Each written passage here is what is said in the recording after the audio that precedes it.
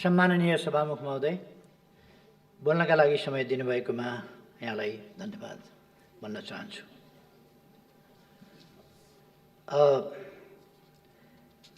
लगभग 1 महिना अघि सरकार परिवर्तन भएको छ र सरकार परिवर्तनको विषय लोकतन्त्रमा सामान्य कुरा नै हो। तर असामान्य ढङ्गले सरकार परिवर्तन भएकैले होला गठबन्धनका सत्तापक्षीय गठबन्धनका मित्रहरू असाध्य हौसिनु भएको छ। दसैँ आए जसरी केटाकेटी आँगनमा नाचे जस्तो नाच्दै ठिक गर्छ। 1 महिनासम्म आज पनि मैले बसेर सुने। धन्यवाद र बधाई केका लागि भन्दा 1 महिना केही नगरेको हुनाले धन्यवाद र बधाई। खुब चल्यो, धन्यवाद र बधाई, बधाई धन्यवाद।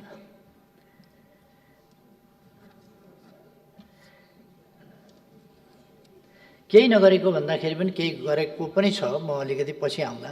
सुकुम्बासी आयोग जस्ता, भूमिहीन आयोग जस्ता बन्द गरेर तिनीहरूको घाँटी सेर्ने काम भएकै छ, त्यता पछि आउँला।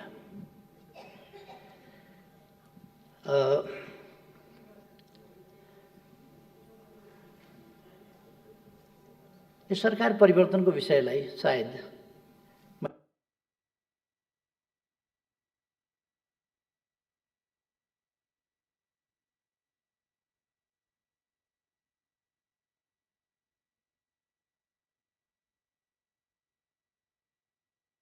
मैले अघि भने जस्तै असामान्य ढङ्गले यो परिवर्तन भएको हुनाले होला यसलाई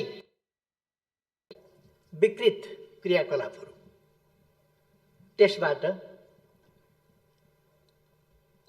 सरकार परिवर्तन हुने स्थिति बन्यो। त्यसमा पनि म अलिकति पछि जाउँला।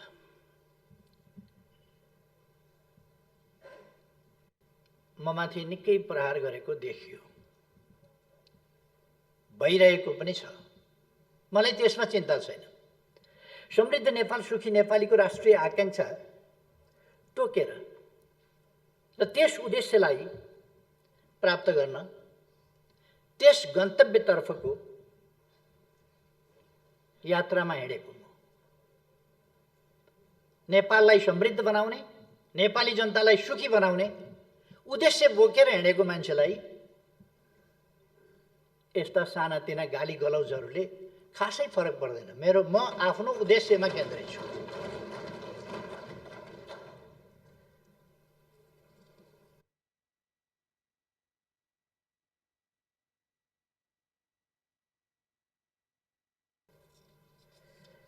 मेरा र मैले नेतृत्व गरेको पार्टीका नीति, कार्यक्रम, योजना र लक्ष्यहरू त्यसै अनुरूप तय गर्दै तदनुसारकै व्यवहार र प्रयास मेरो नेतृत्वको सरकारले गर्यो।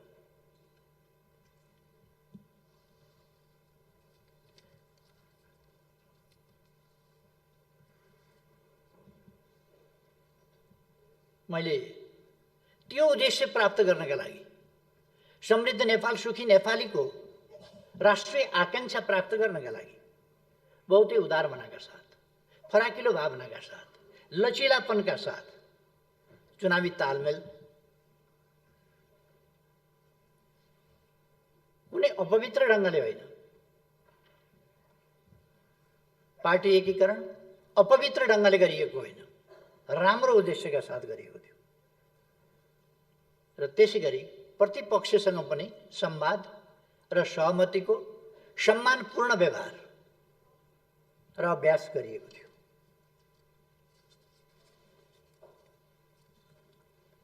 र त्यसका साथै सहकार्य गर्दै अगाडि बढ्ने नीति पनि लिएको थियो। सरकारको गन्तव्य स्पष्ट थियो, गन्तव्यमा पुग्ने बाटो स्पष्ट थियो, र तिनको कार्यान्वयनमा दृढता र त्यो दृढताका साथै राज्य सञ्चालन गर्दा अपनाउनु पर्ने संयम र अनुशासनमा सरकारको नेतृत्व गरिरहेको म सधैँ सजग थिएँ र तदनुसार नै मैले व्यवहार गरेको थिएँ। संविधान बमोजिम राज्य सञ्चालन हुनुपर्छ र कानुनी राजको अवधारणाको दृढ अवलम्बन हुनुपर्छ। पूर्वाग्रह, प्रतिशोध र संयमहीनता र पक्षधरता जस्ता शासकीय दुर्गुणबाट आफूलाई अलग राख्नुपर्छ भन्ने मान्यतामा म सधैँ स्पष्ट दृढ रहेर तदनुसारको व्यवहार गरेँ। उपयुक्त ठाउँमा उपयुक्त व्यक्तिको नियुक्ति, पदस्थापन स्वच्छ र पारदर्शी प्रतिस्पर्धाबाट गर्ने र राज्य सञ्चालनका नशाबाट कृपावादको छायासम्म, नातावाद कृपावादको छायासम्म पर्न नदिने मेरा नीति रहे।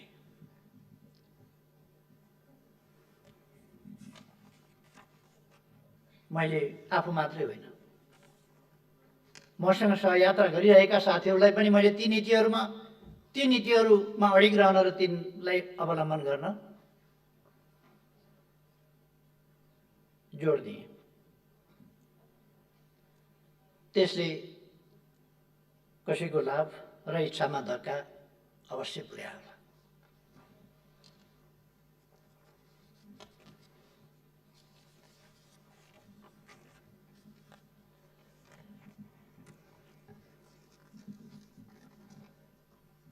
केही व्यक्तिहरूका इच्छामा मेरा नीतिहरूले जो मैले गलत कुराहरूसँग सम्झौता गरिनँ त्यसले तुच्छारापात पनि भयो होला।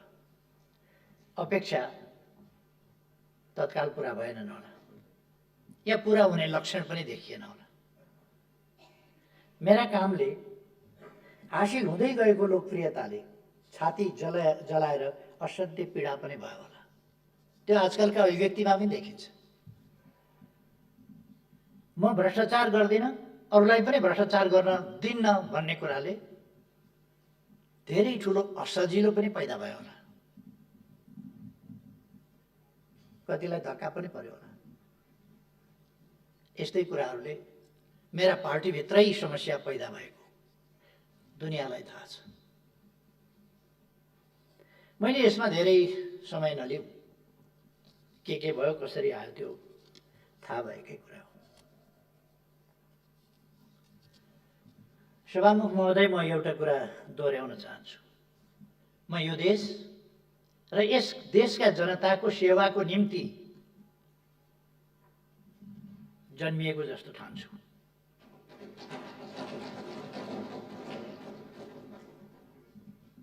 म प्रधानमन्त्री हुन जन्मिएको होइन, काम गर्दै जाँदा प्रधानमन्त्री पनि भएँ। प्रधानमन्त्री त म थिइनँ नि त। 64 वर्षको उमेरसम्म त प्रधानमन्त्री थिइनँ।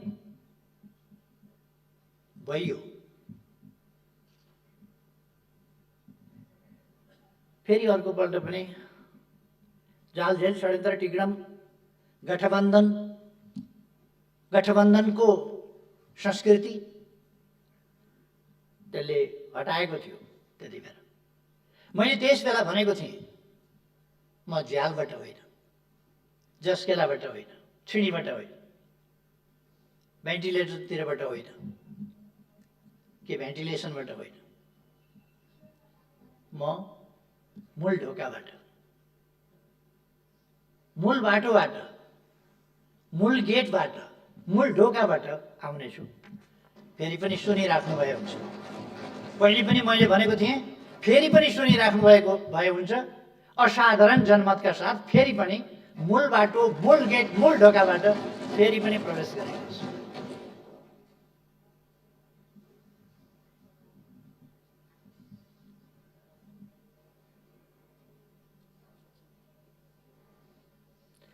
मलाई राम्रो ग्रह दशाले प्रधानमन्त्री बनाएको होइन। मेरा काम हेरेर नेपाली जनताले मत दिएर प्रधानमन्त्री बनाएको। नेपाली जनताले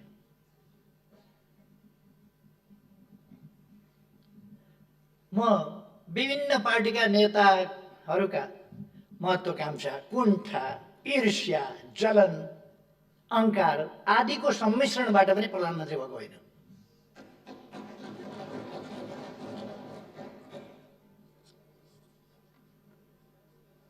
विभिन्न स्वार्थहरूको प्राप्तिका प्रयासहरूको संग्रह गठजोडबाट पनि प्रधानमन्त्री भएको होइन।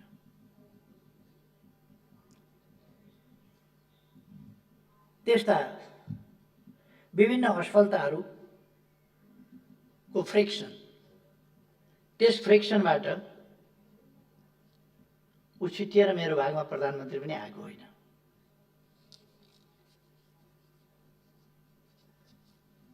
सभामुख महोदय, म कुनै जाली मुद्दा जितेर प्रधानमन्त्री भएको थिइनँ र म परमादेशबाट पनि भएको होइन, जनादेशबाट भएको।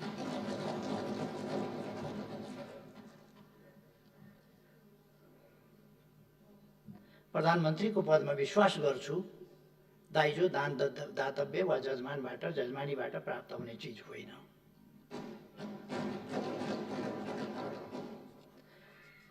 मैले पाएको प्रधानमन्त्रीको जिम्मेवारी नेपाली जनताले ममाथि प्रकट गरेको विश्वास हो र ममाथि विश्वास गरेर सुम्पिएको जिम्मेवारी हो।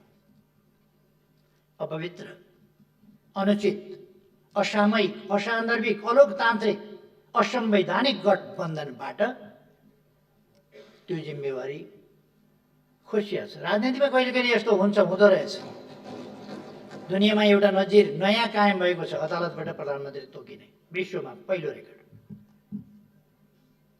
होइन भने कसैले बताइदिनुहुन्छ, भए हुन्छ। अन्त पनि यस्तो रेकर्ड थियो, मेरो जानकारीमा अहिलेसम्म त्यस्तो रेकर्ड भएको थाहा छैन।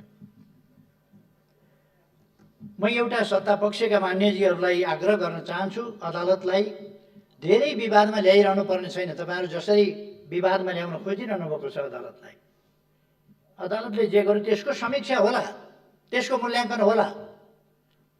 त्यसका वाक्य र शब्दको इतिहासले मूल्याङ्कन गर्ने नै छ। कोही पनि इतिहासको खरो मूल्याङ्कनबाट उम्किन सक्दैन। एकछिन होला, अहिले तपाईँ हामी पार्लियामेन्टमा छौँ। हामी कहिले कहिले त मान्छेले मर्छु भन्ने पनि बिर्सिन्छ र असाध्य दम्भ देखाउँछ। कहिले कहिले मान्छेले सधैँ म यहीँ भइरहने होइन है भन्ने कुरा पनि बिर्सिन्छ र दम्भ देखाउँछ। म त्यसो गरिरहनु आवश्यक ठान्दिनँ।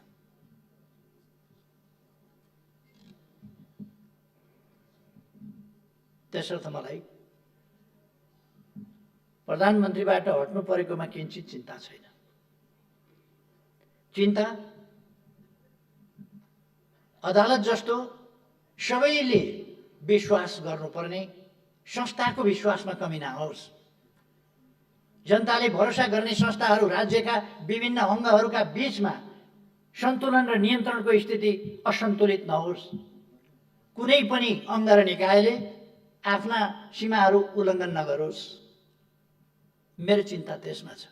मेरो चिन्ता लोकतन्त्रमाथि छ। लोकतान्त्रिक संस्थाका विभिन्न लोकतान्त्रिक प्रणालीका विभिन्न संस्थाहरू आफ्ना मर्यादा र ठाउँमा बसेर काम गरून्। मेरो चिन्ता त्यस कुरामा छ। मेरो चिन्ता शान्ति, सुशासन र विकासको बाटो समातिसकेको देश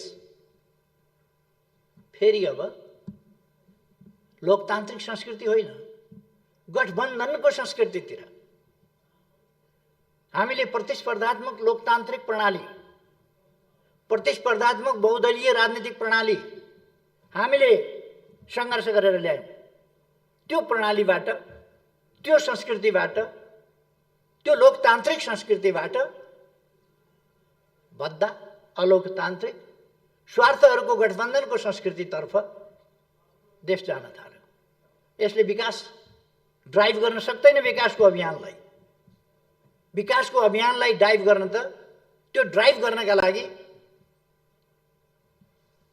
एउटा चिन्तनका साथ, एउटा दृष्टिकोणका साथ, एउटा गन्तव्य तोकेर उद्देश्यतर्फ हिँडेको सुस्पष्ट मार्गचित्र भएको र त्यो मार्गचित्र अनुसार ती नीति र त्यो गन्तव्यहरूलाई पुष्टि गर्ने खालको काममा सँगै बिना छलकपट, बिना स्वार्थ ती राष्ट्रिय उद्देश्यमा केन्द्रित भएको सरकार चाहिन्छ।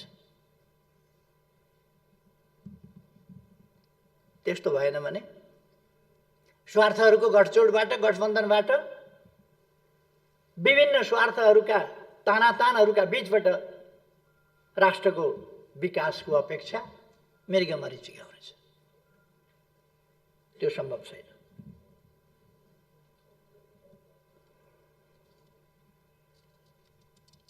विकासको बाटो समातिसकेको, शान्तिको बाटो समातिसकेको, सुशासनको बाटो समातिसकेको, एउटा जनतामा एउटा आशा भरोसाको परिस्थिति निर्माण गरिसकेको अवस्थामा अब देशको भविष्य के होला?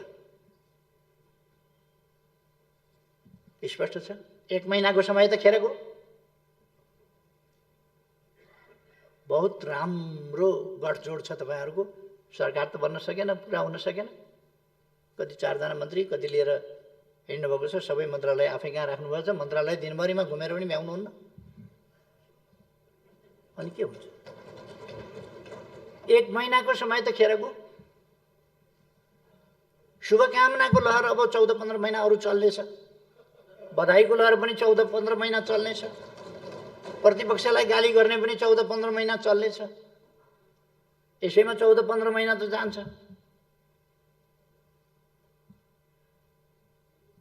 भोटोको फेर समातेर आँगनमा नाच्दा नाच्दै जाने भयो तपाईहरुको समय। माया लाग्छ।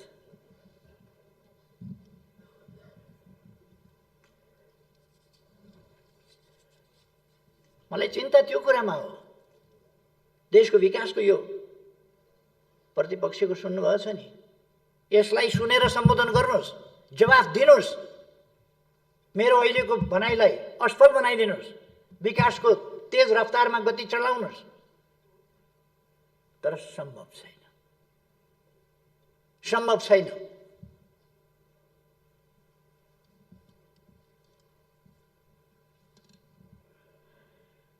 लक्षण राम्रो छैन।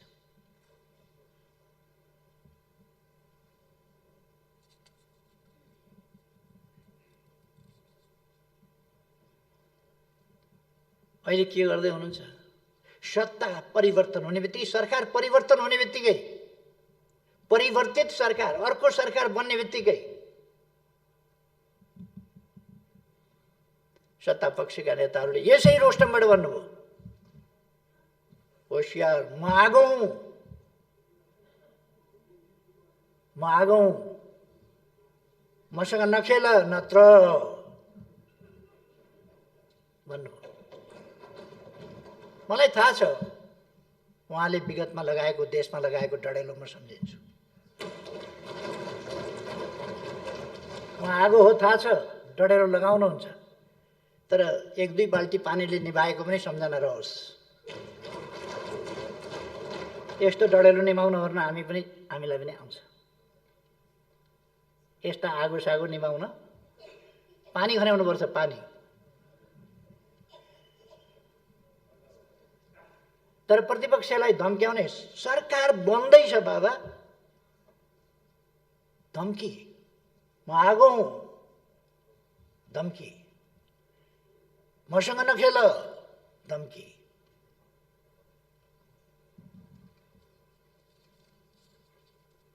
तपाईहरुले कता कता अहिले भर्खर अस्तिका दिन सडकमा एउटा कागज वितरण गरेका देखेँ मैले। त्यस कागजमा राष्ट्रिय सहमति जस्तो कुरा पनि लेख्नु भएछ। राष्ट्रिय सहमति। प्रतिपक्षलाई गाली गरेर, सरापेर, सत्तो सराप गरेर राष्ट्रिय सहमति। कस्तो राम्रो बाटो निकाल्नु हो, कस्तो राम्रो तरिका। प्रतिपक्षलाई धम्काएर राष्ट्रिय सहमति, नत्र भनेर। नत्र के गर्नुहुन्छ?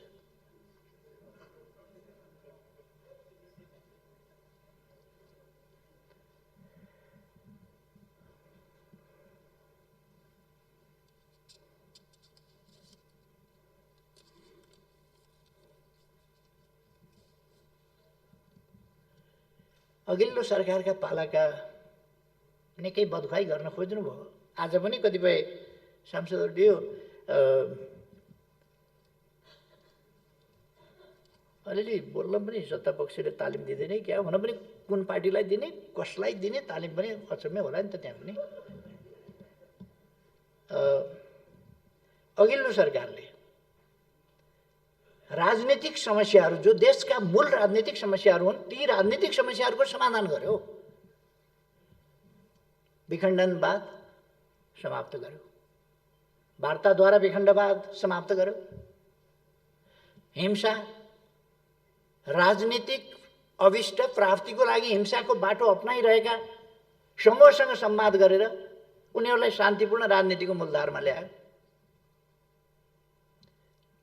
प्राय लगानी मैत्री वातावरणको कुरा चल्छ। त्यो अस्तिका दिन बेलुका बाँडेको सडकतिर कतै बाँडेको कागज, त्यसमा लगानी मैत्री वातावरण बनाउनका लागि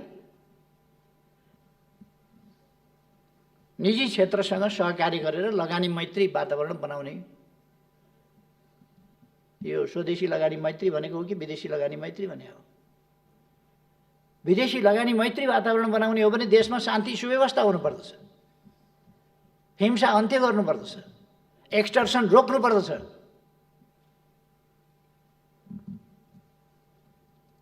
अनि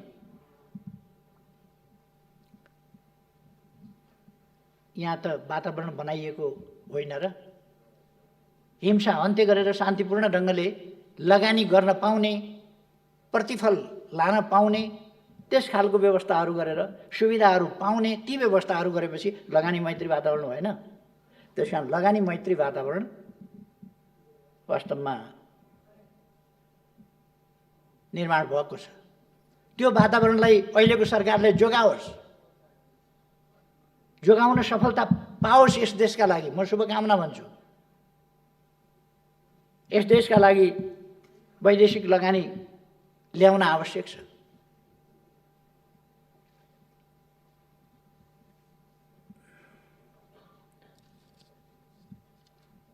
संविधानको सर्वस्वीकार्यताको बेसरी चर्चा चल्थ्यो। आज संविधानको सर्वस्वीकार्यता संविधान संशोधनको सन्दर्भमा होस् या अरू सन्दर्भमा होस्, राजनीतिक सन्दर्भमा होस्, संविधानको सर्वस्वीकार्यतामा अब समस्या छैन। सबैले संविधान स्वीकारेको छ। अब कहीँ कतै कमी लाग्न सक्छ, त्यसलाई संशोधन गर्नुपर्छ भन्ने कुरा बेग्लै कुरा हो। संविधान संशोधन गर्नुपर्छ भन्ने कुरा त पर्न सक्छ, आवश्यकता पर्यो भने संविधान संशोधन हुन सक्छ, गर्नुपर्छ, त्यो स्वाभाविक कुरा हो। त्यसलाई संविधानको अस्वीकार्यता भन्न सकिँदैन। तर आज संविधानको स्वीकार्यता सर्वस्वीकार्यता भनेको छ। थरुहटसँगका समस्याहरू समाधान भएका छन्। अरूसँग यस्ता सहमतिहरू र यस्ता राजनीतिक उपलब्धिहरूको महत्त्व अहिलेको सरकारले बुझोस् भन्ने मेरो आग्रह छ। राजनीतिक उपलब्धिहरूको महत्त्व बुझोस् र यस्ता कुराहरूलाई सरकार भनेको एउटा निरन्तरताको कुरा पनि हो। अर्को सरकार फेरियो भने त्यस अघिल्ला सरकारले गरेका काम कारबाहीहरू, नीति निर्णयहरू, ती राम्रा कुराहरूलाई अगाडि बढाउनुपर्छ र कुनै सहमति गरेको छ सरकारले भने त्यसलाई पछाडि आउने सरकारले त्यसलाई अगाडि बढाउनुपर्छ। हिजो जुन विभिन्न राजनीतिक शक्तिहरूसँग अघिल्लो सरकारले सहमति गरेर ठुला उपलब्धिहरू हासिल गरेको छ, ती उपलब्धिहरूलाई कदर गर्नुपर्छ, तिनलाई कार्यान्वयन बाँकी रहेकाहरूलाई कार्यान्वयनमा लानुपर्छ। त्यतापट्टि म ध्यानाकर्षण गर्न चाहन्छु। अन्तर्राष्ट्रिय सम्बन्धमा गरेका उपलब्धिहरू, राष्ट्रियताको सन्दर्भमा गरेका उपलब्धिहरू, राष्ट्रिय भूमिलाई, आफ्नो देशको भूभागलाई सामेल गरेर नक्सा जारी गरिएको, संविधानको अनुसूचीमा परिवर्तन गरिएको, संविधान संशोधन गरिएको, त्यसमा राष्ट्रलाई एकजुट बनाइएको, यी उपलब्धिहरू आज त सत्ता पक्षले बाहिरबाट धम्काउनेलाई गोलाबारी गर्ने गरेको छ। संवादहीनताको स्थिति छ। सत्तापक्ष प्रतिपक्षको संवादहीनताको स्थिति छ। अहिले सत्तापक्ष उन्मादमा छ। ठेगान लगाइदिन्छौँ भन्ने उन्मादमा छ। संवादहीनताको स्थिति छ। तर हिजो अन्तर्राष्ट्रिय क्षेत्रमा, अन्तर्राष्ट्रिय सम्बन्धका क्षेत्रमा छिमेकीहरूसँग पारस्परिक लाभ, पारस्परिक सम्मानको आधारमा गरिएका सन्तुलित छिमेक सम्बन्ध, सन्तुलित व्यवहारिक ती सम्बन्धहरू राष्ट्रिय स्वाभिमानलाई झुक्न नदिएर, बोल्न नसकेर होइन, नबोलेर होइन। सभामुख महोदयले आज भन्नुभयो, सरकारले सकेसम्म छिटै छानबिन गरेर भएको तथ्य के हो, दार्चुलाको ट्रेनबाट झरेर मरेको व्यक्ति, त्यसमा पनि अलिकति भ्रम पनि फिजाउनु भएको छ। फेरि के बेहुलीको समयमा तुन हटाउँछु भन्थ्यो, त्यो ठेका लागिसकेका कुरा हो। त्यसभन्दा अगाडि, म आउनुभन्दा अगाडि उता इन्डिया सरकारले कुनै पनि पुल बनाउन पारिपट्टि सहमति दिँदैनथ्यो। मैले कुरा गरेर सहमति लिएपछि तुइनहरू विस्थापन भएका छन्, पुलहरू बनेका छन् र त्यो त सम्माननीय प्रधानमन्त्रीजीलाई थाहा छ। उहाँको घरबाट पारिपट्टि पिथौरागढ जानु पर्यो भने अघिल्लो सरकारले हालिदिएको पुल तरेर जानुपर्छ।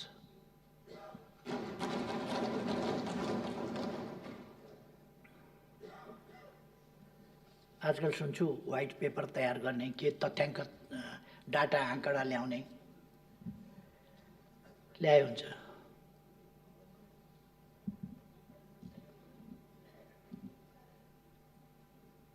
अघिल्लो सरकारले गरेका कामहरू तपाईहरूले नचाहेर पनि कतिपय कामलाई निरन्तरता दिन बाध्य हुनुहुन्छ। सुरुदेखि नै सामाजिक सुरक्षाका कुराहरूमा कतिपय पक्षको सहमति होइन। आज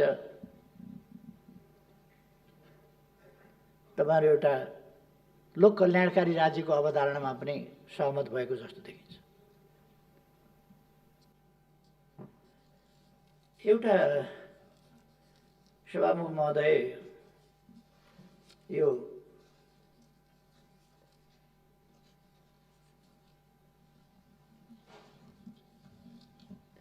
अस्तिका दिन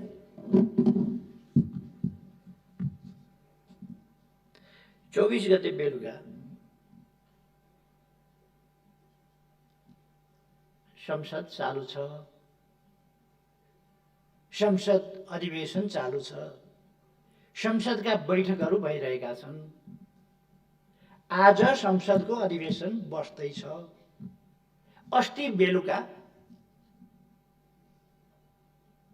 संसद छलेको भन्ने त बडा चर्चा हुन्थ्यो।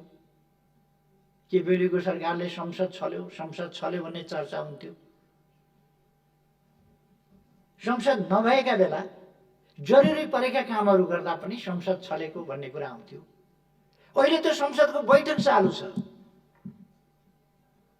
अनि 26 गते संसद हुनेवाला छ। 24 गते बेलुका बाहिरै कतै संयुक्त सरकारको साझा न्यूनतम कार्यक्रम भनेर एउटा कागज प्रस्तुत हो।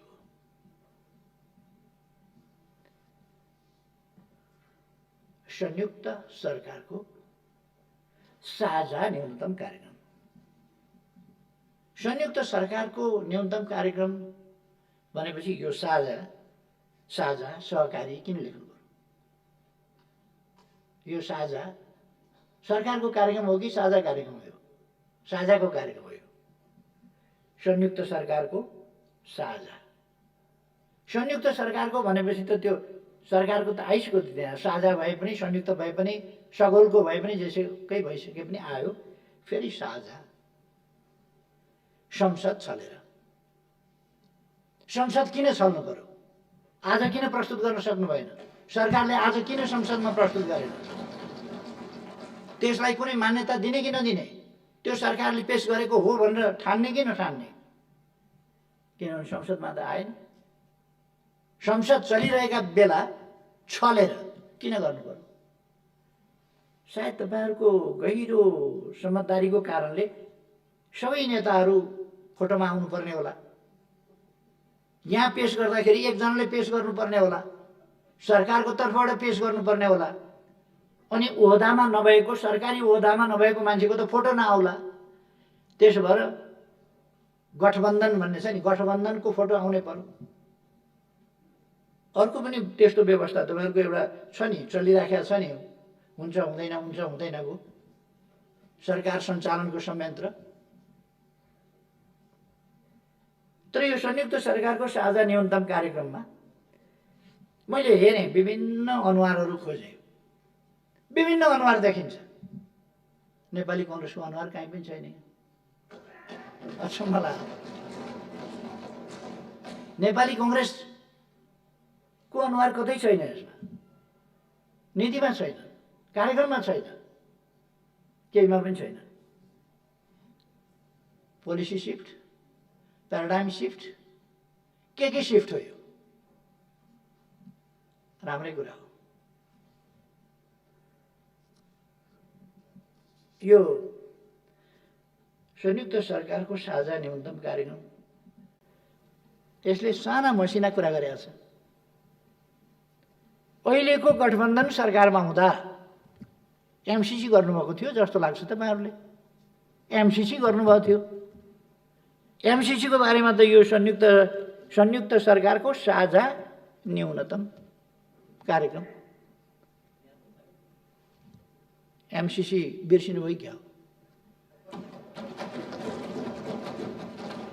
एमसीसी त यहाँ त खै मैले त देखिनँ यता कतै।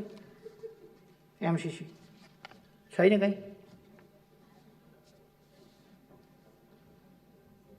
अनि केपी ओलीले कतै एमसीसी पास गर्नुपर्छ भनेको क्लिप खोजेर वातावरण बनाउन खोज्नुहुन्छ। गाली गर्ने, फेरि मेरै क्लिप बजाएर वातावरण बनाउन खोज्ने। तपाईहरुको कार्यक्रम संयुक्त सरकारको साझा न्यूनतम कार्यक्रममा एमसीसी के गर्नुहुन्छ भन्नु परेन? चुपचाप लागेर नेपाली जनताले जान्न चाहेको छ। सम्माननीय प्रधानमन्त्रीज्यू, के गर्नुहुन्छ एमसीसी? तपाईं त बहुत मजबुत प्रधानमन्त्री हुनुहुन्छ। 165 सिट तपाईको साथमा छ, तपाईको पछाडी छ, स्ट्रङ। कसैको सपोर्ट चाहिँदैन, कसैको मद्दत चाहिँदैन। त्यो 165 को सबल जत्थाले के भन्छ? एमसीसी पास गर्ने, फेल गर्ने, के चुप लाग्छ?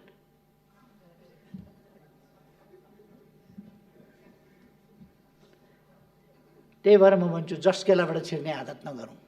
सरकारमा त छिरियो, सबै कुरामा जस्केला।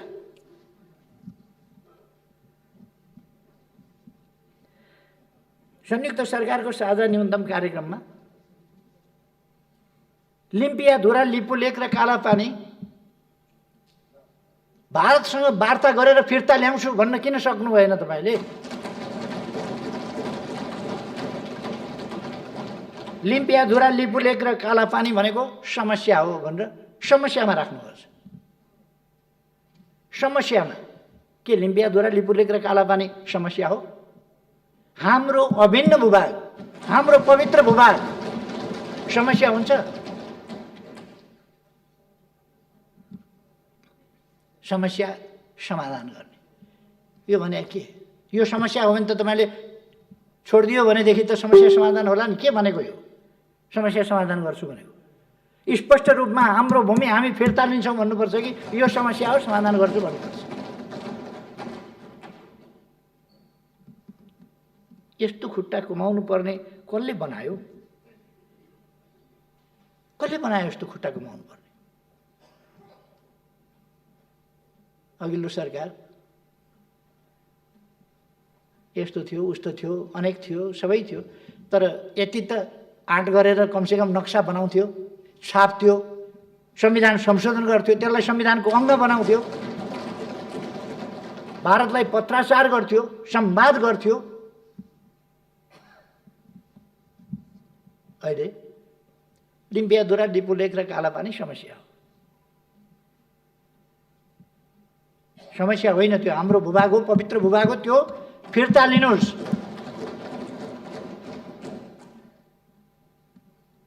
त्यो छोड्ने अधिकार कसैलाई छैन त्यो भूभाग। तर म भन्छु तपाईँहरूले फिर्ता लिन सक्नु भएन भने ठिकै छ, 1.5 वर्ष पर्ख्यौँ, हामी छौँ। एउटा शब्दावली लेख्नुभएको छ यो साझा न्यूनतम कार्यक्रम संयुक्त सरकारको। यसमा छिमेकीहरूसँगको सीमा विवाद कूटनीतिक पहल केबाट चाहिँ केबाट छिमेकीहरूसँगको सीमा समस्या टुङ्ग्याइनेछ भनेर। कुन छिमेकीसँग हाम्रो छिमेकीहरूसँग भन्नाले कुनसँग कहाँ के सीमा समस्या छ? छिमेकीहरूसँगको सीमा समस्या कहाँ छ, के छ? कति साह्रो डराएको सरकार भने डराउनुको पनि हद हुन्छ नि। जिब्रो पनि रगत आइसक्यो होला चपाउँदा चपाउँदा। असमान सन्धिहरूको सम्बन्धमा के गर्ने भन्नुभएको छ? कुन असमान सन्धि? इपिजीको रिपोर्टको सम्बन्धमा यो सरकारको भनाइ के? कुनै ठोस कुरा यो संयुक्त सरकारको साझा नीति न्यूनतम कार्यक्रम बनाउनु भएको छ, यति लामै छ यो 14-15 कति पेजको लागि। यसमा ठोस तोकेर चाहिँ केही पनि बोल्न सक्दैन। लिम्पिया धोरा लिम्बूले कालापानी फिर्ता ल्याउँछु भन्न सक्दैन, एमसिसी यसो गर्छु भन्न सक्दैन, छिमेकीहरूसँग कहाँ समस्या छन् त्यो भन्न सक्दैन। असमान सन्धिहरू कोसँग छ, के सम्बन्ध, के भन्न खोजे? अघि भर्खर एकजना माननीयले कुरा उठाउनु भएको थियो, 1947 को ब्रिटिस इन्डियाबाट फर्किने बेलामा गरिएको तथाकथित त्रिपक्षीय गोर्खा सैनिक सम्बन्धी सन्धि त्यो हो। 1950 को ट्रिटी हो अथवा के हो? महाकाली ट्रिटी हो, एमसिसी हो, बिआरआई हो, के हो? के पनि बोल्न सक्नुहुन्न, चुइक बोल्न सक्नुहुन्न, गोलमटोल। एउटा बोल्न खोज्छ अर्काले हुँदैन भन्छ, अर्को बोल्न खोज्छ अर्काले हुँदैन भन्छ, त्यस्तै त होला।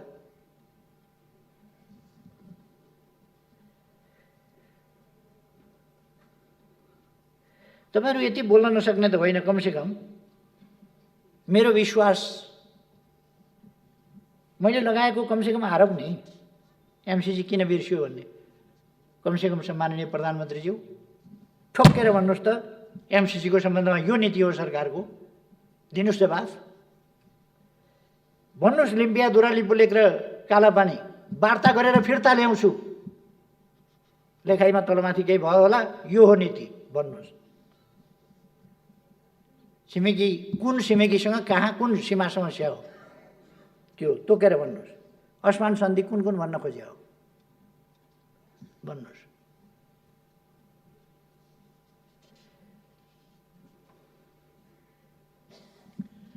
भ्रष्टाचार विरुद्धको कारबाही गर्ने भन्नुभएको छ, खुसी लाग्यो। कारबाही थाल्ने र कारबाही अगाडि बढाउने भनेर, छानबिन गर्ने र कारबाही बढाउने भनेर राम्रो कुरा हो। यो अब साँच्चै हुन्छ कि त अगाडिदेखि त्यो भ्रष्टाचारका थुप्रै कुराहरू उठिराखेका छन्। उठ्या छ, क्यान्टनमेन्टको यत्रो कुरा पनि उठेकै छ। यसपल्ट पक्कै पनि यत्रो गठबन्धनको सरकारले यस कुराको छिनोफानो गरेर नेपाली जनतालाई जवाफ दिनेछ। क्यान्टनमेन्टको छानबिन गर्छु,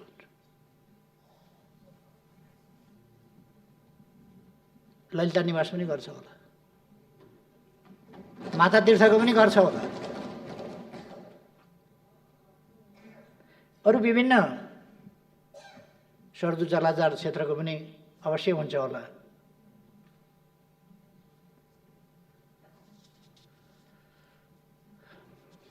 मैले आशा मात्रै गरौँ। यो कुनै राजनीतिक प्रतिशोधका लागि बोल्न खोजिएको, धम्काउन खोजिएको विषय होइन होला। सभामुख महोदय, यसमा द्वन्द्व पीडितलाई सम्मान गर्ने पनि भनेको छ। द्वन्द्व पीडितलाई सम्मान। पहिलो कुरो, द्वन्द्व पीडितहरूलाई न्याय दिनुहोस्। तपाईँले बुट्टे खादा उडाइदिएर अल्मल्याउन खोजेको द्वन्द्व पीडितहरूलाई? घाइतेहरूको उपचार गराउँछु भन्नुहोस् न, शरीरमा गोली भएकाहरूको गोली निकाल्छु भन्नुहोस् न। यदि सरकार सक्दैन भने शरीरमा गोली भएकाहरूलाई नेकपा एमालेको केन्द्रीय कार्यालय फापाथलीमा छ अहिले, त्यहाँ पठाइदिनुहोस्, म गर्छु।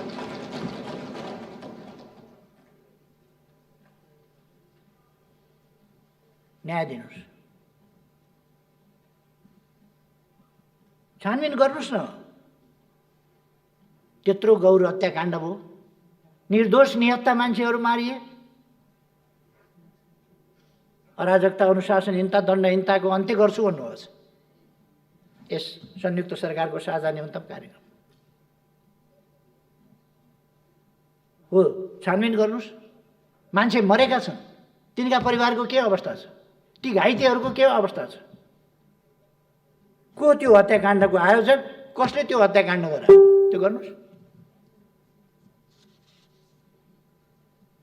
गठबन्धन धरापमा पर्ने हो कि?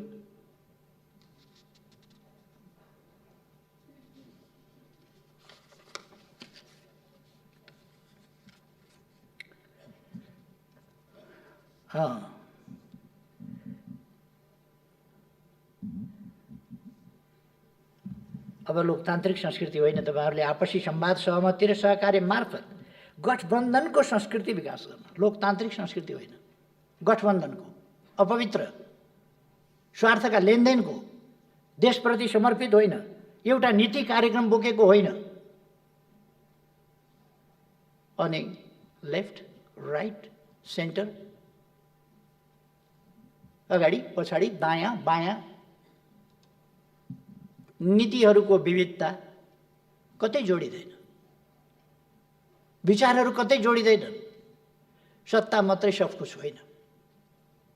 सत्ता देशको सेवा गर्ने, देशलाई अगाडि बढाउने एउटा माध्यम हुनुपर्दछ। सरकार देश सेवाको माध्यम हुनुपर्दछ, विकासको इन्स्ट्रुमेन्ट हुनुपर्दछ, सुशासनका लागि इन्स्ट्रुमेन्ट हुनुपर्दछ। सरकार स्वार्थहरू बाँडचुँड गरेर भाग शान्ति जय नेपाल गर्ने होइन।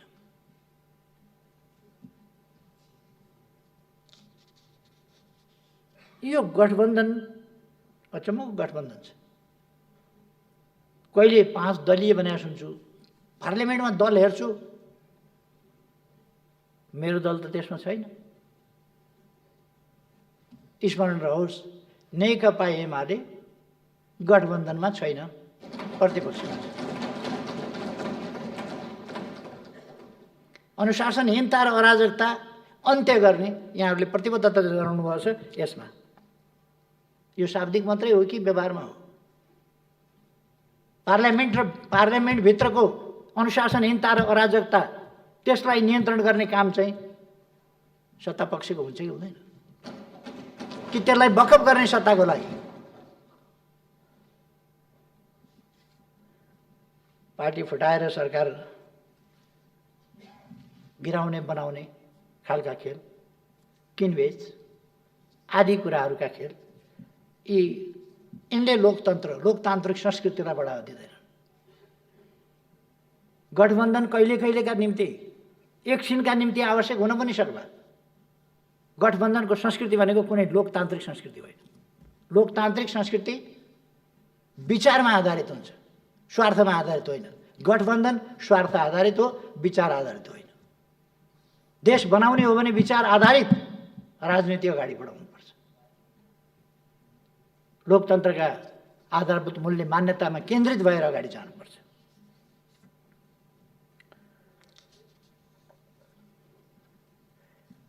तपाईँहरूले यहाँ कहिले कहिले 5 दल भन्नुभएको छ। अहिले यहाँ चाहिँ नेपाली काङ्ग्रेस, नेपाल कम्युनिस्ट पार्टी, माओवादी केन्द्र र जनता समाजवादी पार्टी नेपाल तथा संयुक्त सरकारलाई समर्थन गर्ने दलहरू को हुन् ती? दलहरू कहाँबाट आए? पार्लियामेन्टमा गन्दा त देखिँदैन। राप्रपाले तपाईँहरूलाई समर्थन गरेर देख्दिनँ, नेमकिपाले तपाईँहरूलाई समर्थन गरेर देख्दिनँ, नेकपा एमाले समर्थन गरेको देख्दिनँ। अनि दलहरू कहाँबाट आए तपाईँहरूलाई समर्थन गर्ने? यो पार्लियामेन्टमा त निश्चित दलहरू होला नि त। दलहरू कहाँबाट आए? कि विगतमा गरेका वा भविष्यमा गर्ने? त्यो पनि जोड्नुभएको हो अपेक्षाका साथ। यहाँ तपाईँहरूले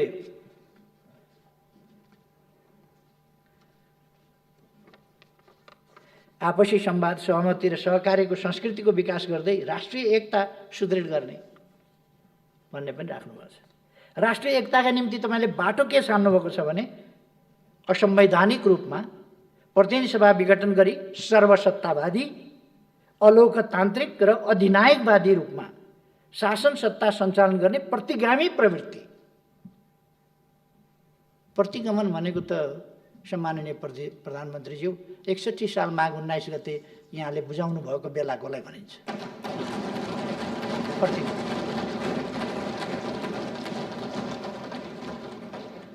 प्रतिगमन कहाँबाट आयो? प्रतिगमन संविधानसम्म ढङ्गले सिफारिस भएको छ, संविधानसम्म ढङ्गले विघटन भएको छ। अदालतले भन्यो भन्दैमा अदालतले एउटा बेन्चबाट एउटालाई ज्यानमारा भन्छ, एउटा अदालतले अर्कोले उसलाई चाहिँ बाइज्जत रिहाई गर्नु, ऊ चाहिँ नै कुनै अपराधमा संलग्न छैन भन्छ। अदालतले एकपल्ट भन्यो भन्दैमा त्यही कुरा सत्य हुन्छ भन्ने छैन। अदालतको फैसलालाई सम्मान गर्छौँ हामी, मान्छौँ हामी, तर गलत छ भन्यो भने सही छ भनेर भन्न सकिन्न। यसपल्ट सम्मानित सर्वोच्च अदालतले गरेको फैसला विधि, प्रक्रिया, तर्क, संविधानका प्रावधान विपरीत छ, गलत छ त्यो। त्यसकारण त्यो समर्थन योग्य छैन। यसको विवेचन, विश्लेषण, व्याख्या सविस्तार बुद्धिजीवीहरूले गर्दै जालान्, कानुनविदहरूले गर्दै जालान्, हुनेछ त्यो। र यो सबै शब्दहरू तपाईँहरूले राजनीतिक पूर्वाग्रह, अहङ्कार र देशलाई द्वन्द्वतिर लाने मनसायका साथ यहाँ उल्लेख गर्नुहोस्। र अहिलेको सरकार कुनै जनादेशबाट आएको, लोकतान्त्रिक विधिबाट आएको होइन, अलोकतान्त्रिक विधिबाट आएको सरकार हो। अलोकतान्त्रिक गठबन्धनबाट आएको, स्वार्थहरूको गठजोडबाट आएको सरकार हो। र यो सरकार लोकतान्त्रिक भन्न सकिँदैन, यो सरकार संवैधानिक भन्न सकिँदैन, यो सरकार सर्वसत्तावादी हुन खोज्ने मनसाय भएको। आउने बित्तिकै यसले पहिले कसमाथि पञ्चहरू चलायो भन्दा भूमिहीन सुकुम्बासीहरूमाथि पञ्चहरू चलायो। कसको सरकार भन्ने कुरा त्यसबाट देखिँदैन।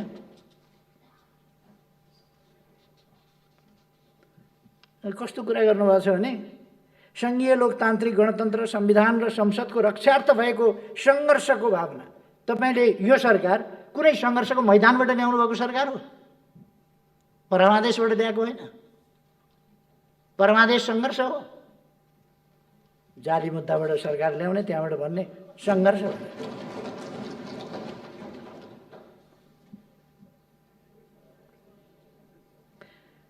सरकारका, संयुक्त सरकारका प्राथमिकताहरू राख्नुभएको छ। प्राथमिकता त भूमिहीन सुकुम्बासीहरूका समस्या समाधान गर्न नदिनु, त्यसलाई रोक्नु, तिनीहरूमाथि वञ्चहरू चलाउनु, आयोग विघटन गर्नु रहेछ नि त वास्तविक त। अनि के लेख्या यो बुँदाहरू चाहिँ यहाँ के बुँदा लेख्या? काम त त्यही हो नि त। तपाईँको प्राथमिकता के हो भन्दाखेरि गरिबमाथि हान वञ्चहरू, त्यही होइन तपाईँको प्राथमिकता। अनि भन्दाखेरि चाहिँ अरू प्राथमिकता हेरेँ मैले। यो सुकुम्बासी आयोग विघटन गर्ने, गरिबलाई चाहिँ मार हान्ने, गरिबको बिचल्ली पार्ने प्राथमिकतामा छ कि छैन भनेर हेरेको सबै नकली कुरा छ। प्राथमिकता सकली कुरै छैन। कर्मचारी पञ्चनी गर्ने, जो स्वाभाविक रूपमा त्यहीँबाट बढेर आएको कर्मचारी छ, प्रमोसन हुँदै आएको कर्मचारी छ, त्यसलाई दबावका दबाव छ। राजीनामा गर कि गर भनेको छ। हरेकलाई 900 कतिजना भयो अरे, 40-41 महिनामा 900 कतिजनाको पद रिक्त हुन्छ, मान्छे आउँछ, अनि त्यसबिचमा के खाली नै रहन्छ त? सबै देश ठप्प हुन्छ। आयो होला 900, 1000 आयो होला, विधिसम्म ढङ्गले आयो। अनि यो राजनीतिकरण गरेर तपाईँहरू विधिसम्म त आएका मान्छे सबै फाँडेर काङ्ग्रेस राख्नुपर्ने त्यो के जरुरी छ? अथवा तपाईँका तथाकथित गठबन्धनका मान्छेहरू सबै भर्ना गर्नुपर्ने के आवश्यकता छ? त्यो गर्नुपर्छ।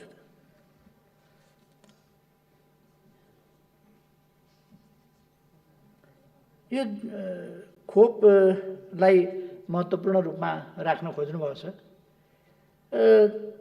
आगामी चैत मध्यान्तसम्ममा खोप लगाउन योग्य सबैलाई निःशुल्क खोपको व्यवस्था गर्ने भन्नु छ। निःशुल्क खोपको व्यवस्था गर्न लाग्या हो? अहिले लाग्नुभएको हो? निःशुल्क खोपको व्यवस्था गर्ने यो त पोहोरको कुरा होइन। अघिल्लो सरकारले निःशुल्क गरेको छैन। परीक्षण निःशुल्क गर्ने सुरु गर्न लाग्नुभएको हो। निःशुल्क परीक्षण अब फिस नलिने, यस्तो झुट कुराहरू पनि राख्ने। निःशुल्क खोपको अभ्यासलाई निरन्तरता दिइनेछ भन्न त्यति पनि सत्य बोल्न कस्तो आँट नभएको अचम्म लाग्छ। खोप त ल्याइदिएको छ त, मेरो सरकारले खोप ल्याइदिएको छ, खोप त थुपारिदिएको छ। किन चैतसम्म लगाउनुहुन्छ? लगाउनलाई चैतसम्म किन पर्खिनुहुन्छ? कुरो लाउनुहोस् न छिटो छिटो। लगभग 1 करोड खोप स्टकमा छ। आउँदैछ, एकैचोटि ल्याएर त राख्न भएन, त्यो आउँदैछ, आइरहेको छ।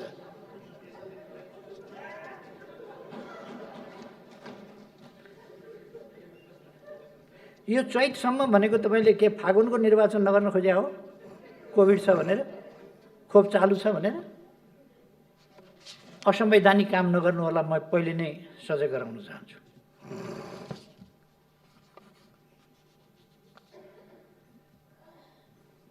यो संसदमा विचाराधीन विधेयकहरू टुङ्गो लगाउने भन्ने राख्नुभएको रहेछ नीति कार्यक्रममा। अनि यो 1 महिनासम्म के हेर्नुभएको त? संसद बिजनेस नपाएर यस्तो छ। हप्ता 10 दिनमा एकपल्ट बस्छ, बधाई शुभकामनाको ओहिरो आउँछ। विधेयक किन पेश नगरे? किन पास नगरे?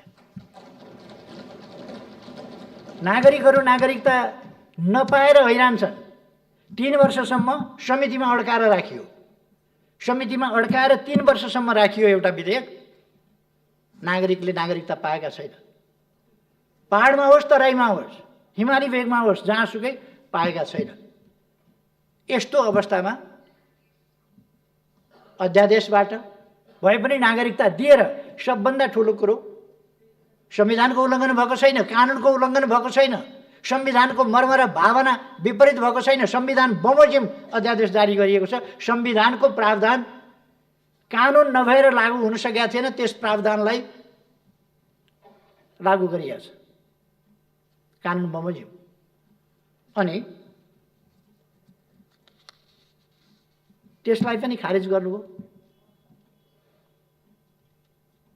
कति मान्छे आत्महत्या गर्ने स्थितिमा छन्, कति युवाहरू पढ्न पाएका छैनन्, कति युवाहरूले जब पाएका छैनन्, कतिले विदेश गएर पढ्न राहदानी पाएका छैनन्।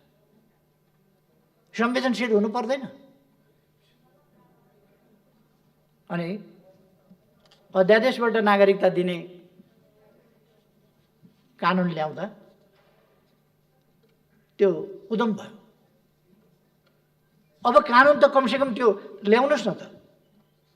त्यो तपाईले ल्याउन सक्नुहुन्न सामान्य प्रधानमन्त्रीज्यू, सक्नुहुन्न। किनभने तपाईको यो गठबन्धन छ नि, यो देश र जनताका लागि होइन, जनताको समस्या समाधान गर्न होइन, यो मिलिजुली खानका लागि हो। धरापमा पर्छ,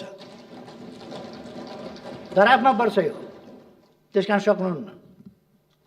तर म भन्छु सरकारले यो ऐन तुरुन्त पास गर्नुपर्छ, तुरुन्त। यहाँ पेश गर्नुहोस् भनेपछि तपाईँले अधिवेशन बन्द गरिदिनु बेर छैन।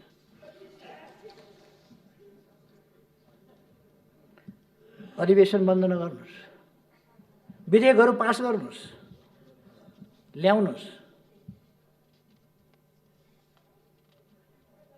एमसीसी यहीँ छ नि, टेबलमा छ एमसीसी, यहाँ टेबलमा छ, पेश गर्नु भन्नुहोस्। निर्णयार्थ यहीँ भइहाल्छ नि। आफैसँग 165 छ, 165 आफैसँग छ नि। निर्णयार्थ प्रस्तुत गर्दछु भनेपछि त 165वटा ताली दुईटै ड्याम ड्याम ड्याम ड्याम ड्याम ड्याम बज्ला नि त। अनि शान्ति प्रक्रियालाई पूर्णता दिने भनेर सम्माननीय प्रधानमन्त्रीजी, शान्ति प्रक्रिया केले रोकिया छ त सम्झनै होला। म प्रधानमन्त्री हुँदा मैले त्यति बेला 2जना साथीहरूलाई भने, बढी सम्बन्धित तपाईँहरू हुनुहुन्छ, तपाईँहरू जे भन्नुहुन्छ त्यही गर्ने, जो भन्नुहुन्छ त्यही नियुक्त गर्ने काम होस्। त्यसै अनुसार नियुक्त गरे होइन मान्छे, त्यसै अनुसार नियुक्त गरिदिएको। जो भन त्यही। मैले नाम होतन ठेगाना हेरिनँ, यहाँहरूले हेर्नुभयो। तर ती आयोगहरू किन त्यसरी निष्प्रभावी र निष्क्रिय बनाइए? सरकार नटेर्ने आयोगहरू। यो अल्मल्याउने खालका कुराहरू किन हुन्छन् यसरी?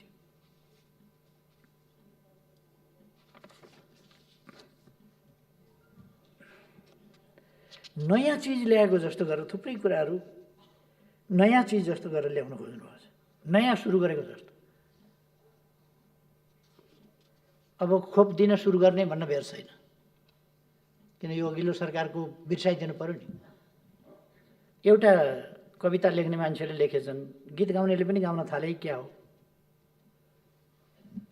एउटा कविता लेखेछन्, भत्काइदेऊ धरारा, पुरिदेऊ रानी पोखरी, टालिदेऊ सुरुङका पालहरू, भत्काइदेऊ बाटा र पुलहरू, ओली याद आउने सबै चिजहरू। यो सरकारको नीति कार्यक्रम यही होइन मुख्यतः? संक्षिप्तमा यही गीत न हो मुख्य नीति कार्यक्रम त?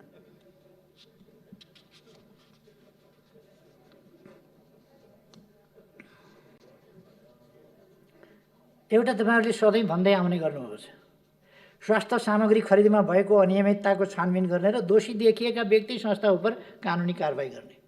मेरो आग्रह छ, गर्नुहोस्, दोषीलाई कारबाही गर्नुहोस्। अलिक अगाडिदेखि पनि छानबिन गर्नुहोस् है। वीर हस्पिटलमा थन्किएर बसेका छन् मेसिनहरू, एमआरआई मेसिनहरू, सिटी स्क्यानहरू थन्किएर बसेका छन्। एयरपोर्टमा थुप्रै सामग्रीहरू थन्किएर बसेका छन्, नचाहिने सामग्रीहरू। यस्ता थुप्रै कुराहरूका स्वास्थ्य सम्बन्धी भनौँ, विभिन्न समयका घोटालाहरू छानबिन गर्नुहोस् है। एउटा अचम्म लाग्यो मलाई, सुरक्षा नीतिमा आवश्यक परिमार्जन गरी, सुरक्षा नीति भनेको दिनदिनै परिमार्जन गर्ने कुरा होइन, हरेक सरकार परिवर्तन हुँदा परिमार्जन गर्ने विषय होइन। यो हल्का फुल्का ढङ्गले नलिन सुरक्षा नीतिलाई, र यसलाई डेभिएटेड हुन नदिन म आग्रह गर्न चाहन्छु। तपाईँको सम्माननीय प्रधानमन्त्रीज्यू, यहाँको गठबन्धनमा मैले विभिन्न कलर्स देखेको छु। ती कलर्स, ती रङहरू यो सुरक्षा नीति, विदेश नीति यस्ता कुराहरूमा प्रतिबिम्बित हुनु हुँदैन। राष्ट्रिय नीति त्यसमा जानुपर्छ। राष्ट्रिय हित प्रतिकूल रहेका सन्धि सम्झौताहरूको बारेमा मैले अघि नै भने, यो कुन कुन भनेको हो भन्ने कुरा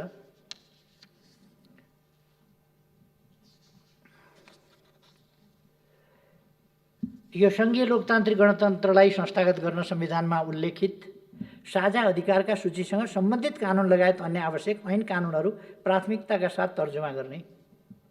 यो त 1 वर्ष लगाएर संविधान अनुकूल संरचनाहरूको निर्माणदेखि लिएर संरचनाहरूको गठनदेखि लिएर तिनलाई अधिकार सम्पन्न बनाउनेदेखि लिएर तिनका निम्ति आवश्यक कानुन तर्जुमा गर्नेदेखि लिएर तिनलाई एउटा नमुना कानुनहरू बनाएर प्रदेश र स्थानीय तहहरूमा समेत पठाउने कुराहरूदेखि लिएर सङ्घीयता कार्यान्वयनका लागि कानुनहरूको निर्माण गर्ने र त्यो कानुनहरू सङ्घीयता निर्माणका कानुनहरू वित्तीय व्यवस्था अनि संरचना लगायतका थुप्रै कामहरू गरिएका छन् भने बाँकी रहेका कामहरू त भन्न सक्नु पर्थ्यो। अब गर्ने हो र? यो त भइसकेको छ। अब कुनै कुरा बाँकी छ भने भन्ने कुरा चाहिँ एउटा हुनसक्छ।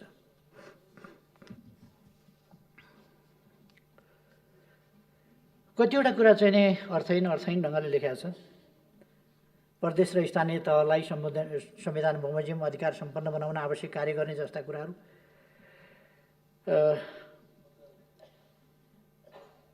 यस्तो भुलभुलैयाका कुराहरू राखेको छ। मौलिक हकको प्रभावकारी रूपमा कार्यान्वयन गर्न राज्यको भूमिका अभिवृद्धि गर्ने भनेको के हो? यो ठोस रूपमा के बुझ्ने? यसलाई भुलभुलैया जनताहरूमा ल्याउने कुरा। संविधान प्रदत्त सामाजिक न्यायको हकको सुनिश्चितताका लागि समानुपातिक समावेशिताको सिद्धान्तलाई कार्यान्वयन गर्ने भएको छैन र? भुलभुलैया।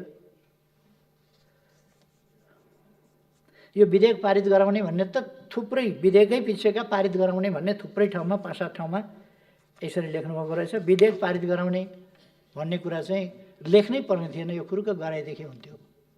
यो कुनै नीति कार्यक्रम साझा कार्यक्रम हुनै पर्दैन क्या। यो संसदको त काम हो, सरकारको काम हो। यो आएर अड्किएका कानुनहरू पनि पास गर्न तपाईँको नीति कार्यक्रममा राख्नुपर्छ र? एउटा गजबको लेख्नुभएको छ, सार्वजनिक सेवा प्रवाहमा लाग्ने समयलाई 1/3 घटाउने। कमसेकम यो चाहिँ अलिकति पारदर्शी ढङ्गले बताइदिनु भएदेखि राम्रो हुन्थ्यो। 100% कति हो, 1/3 कति हो? 100% अहिलेको स्थिति 100% कहाँनेरि छ, त्यसलाई 1/3 मा ल्याउँदाखेरि कहाँनेरि पुग्छ, त्यो अलिकति मूर्त रूपमा। नत्र भने यस्तो खालको चाहिँ चटक, शाब्दिक चटक यो नगर्दा पनि हुन्थ्यो।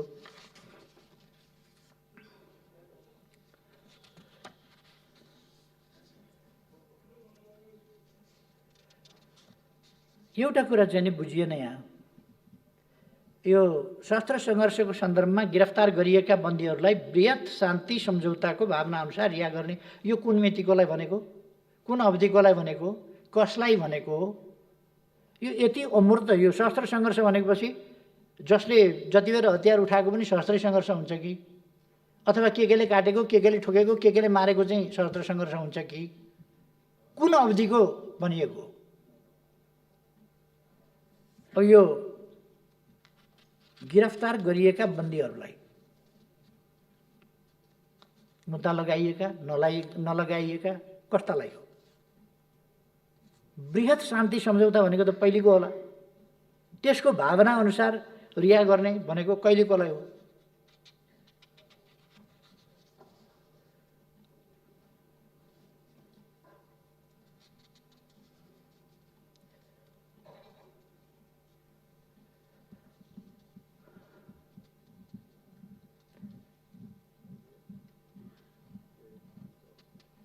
यो लाल आयोगको प्रतिवेदन सार्वजनिक गर्ने भन्नुभएको छ, त्यो त यसमा लेखेर यो कति समयका लागि हो? यो सरकार छैन्जेलका लागि हो कि कहिलेका लागि हो? यो भन्नुपर्छ लाल आयोगको प्रतिवेदन थपक्क ल्याएर पेस गर्दा हुँदैन। अनि कार्यक्रममा राख्नुपर्छ, पेस गर्नुहोस् न, कमसेकम सुन्न पाइयोस्। अहिले पठाएर ल्याउन लाग्यो हुन्छ पेस गर्नलाई। कत्रो ठुला किन राखिराख्या? यहाँ लाल आयोगको प्रतिवेदन ल्याउनुहोस् न, पेस गर्नुहोस् न, यहाँ सार्वजनिक गरौँ न। यो सरकारको साझा न्यूनतम कार्यक्रम बाहिरै गर्दा हुन्छ भनेदेखि यो सदन सिद्धिएपछि पनि बाहिर गएर पनि सार्वजनिक गरे हुन्छ नि। त्यो त आजै गरिदिउँ।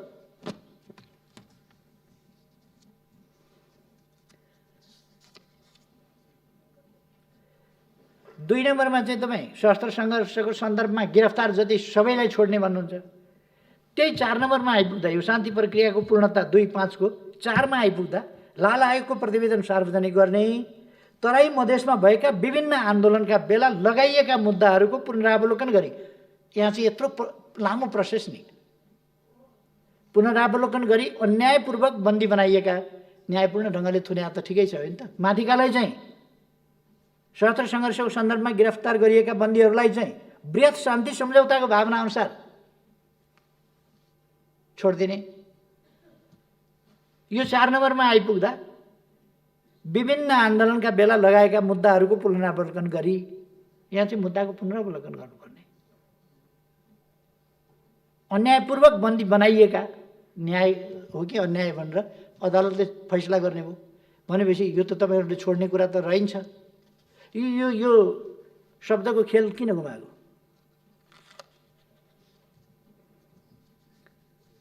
घटकका मान्छेहरूलाई, घटकलाई सरकार फुत्किए लाग्यो भन्ने डर होला, यो कुरै बोल्न सक्दैन नि। यो त जनतालाई ढाँट्ने कुरा मात्रै हो।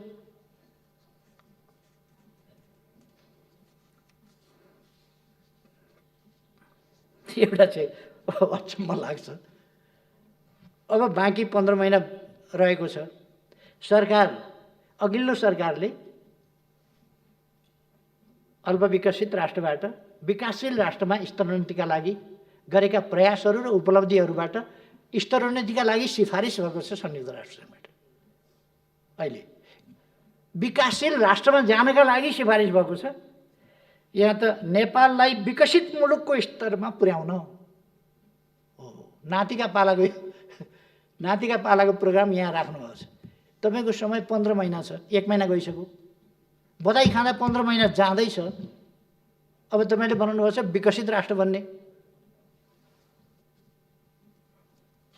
यो 1 वर्षको चाहिँ बनाउनुहोस् न, कमसेकम व्यवहारिक कार्यक्रम 1 वर्ष।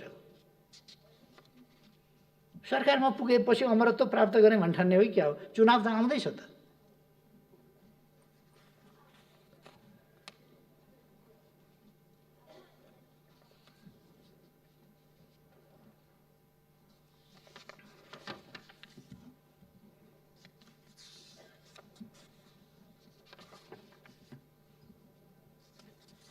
एउटा गजबको राख्नुभएछ। अलिकति यहाँनिर छुटेछ र मैले सम्झाइदिन खोजेँ। यो कुनको चाहिँ भने आर्थिक नीति तथा कार्यक्रमको 9 बुँदाको अन्तिममा एउटा कुरा राख्नुभएको रहेछ। मुलुकको मध्यभागमा पर्ने गरी एउटा हाइटेक सिटी निर्माणका लागि सम्भाव्यता अध्ययन गर्ने। मध्यभागमा जसो पर्ने गरी, यो लगभग मध्यभागमा होला। यो मध्यबिन्दुभन्दा अलिक पूर्व होला। तपाईँहरूले मतपत्र च्याताएर जिताएको थियो नि, त्यतातिर होला हाइटेक सिटी। राम्रै ल्याउनु भएको छ कार्यक्रम, योजना।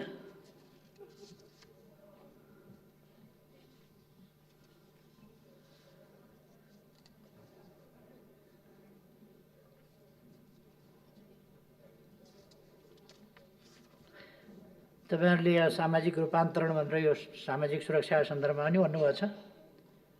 अहिले सामाजिक सुरक्षा भत्ता 4000 दिने गरिएको छ। त्यसमा 1 रुपियाँ घटाउनु होला। त्यो घटाउन मिल्दैन। त्यतापट्टि तपाईँहरूले नच्याए पनि हुन्छ।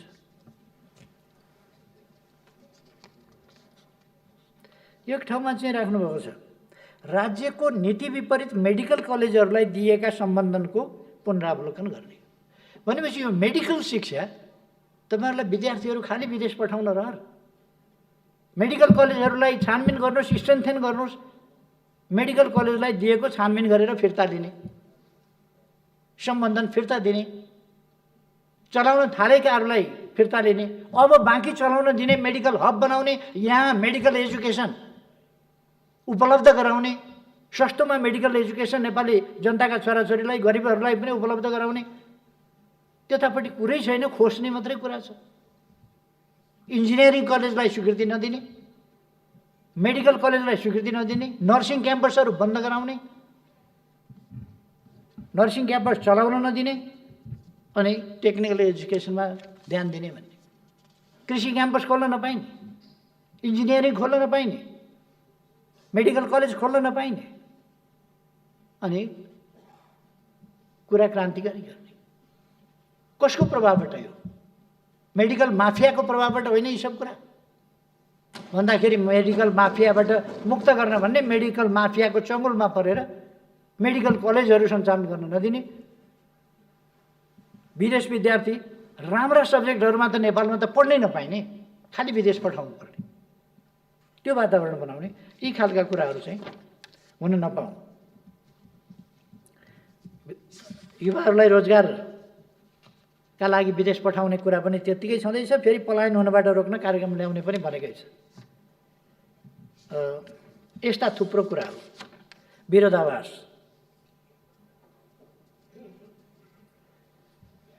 एउटा खुब भेट्टाएँ भनेर तपाईँहरूले अपव्याख्या गरिरहनु भएको छ अहिले सत्ता गठबन्धनका मान्छेहरू, पार्टीहरू। यो चुरे क्षेत्रको दोहन गर्न, अनुचित दोहन गर्न, त्यसलाई त्यहाँबाट गिटी बालुवा उत्खनन गर्न रोक्ने र खानी पत्ता लगाएर वातावरणीय मूल्याङ्कन गरेर त्यसबाट ल्याउने भनेको,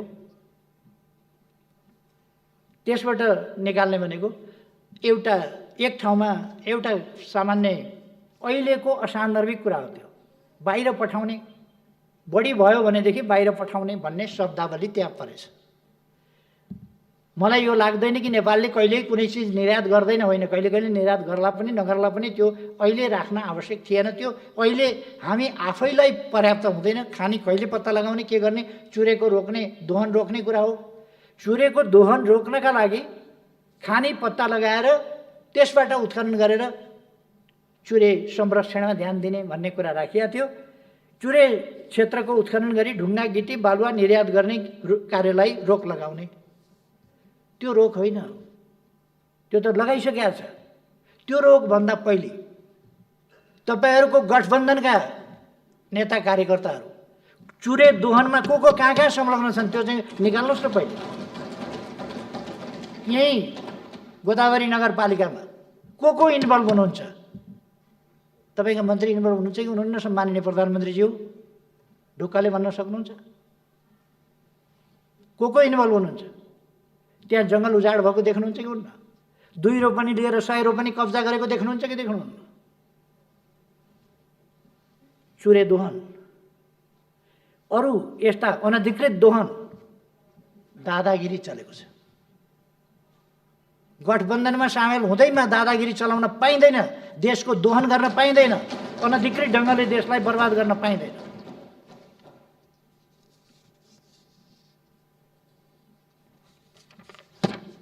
अब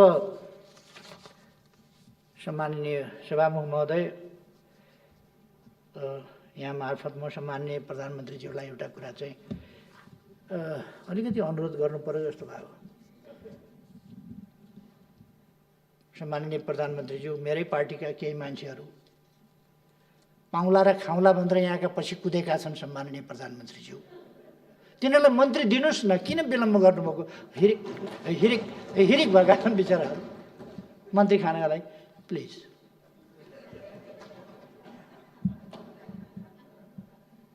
यति त गराइसक्नुभयो, पछि त लगाइसक्नुभयो, पछि हिँडेका छन्, कुद्या छन्, फ्या स्वाँ गरेका छन्, मन्त्री खान पाऊँ भनेका छन्, बिहान बेलुकै चाकरीमा हाजिर भएका छन्।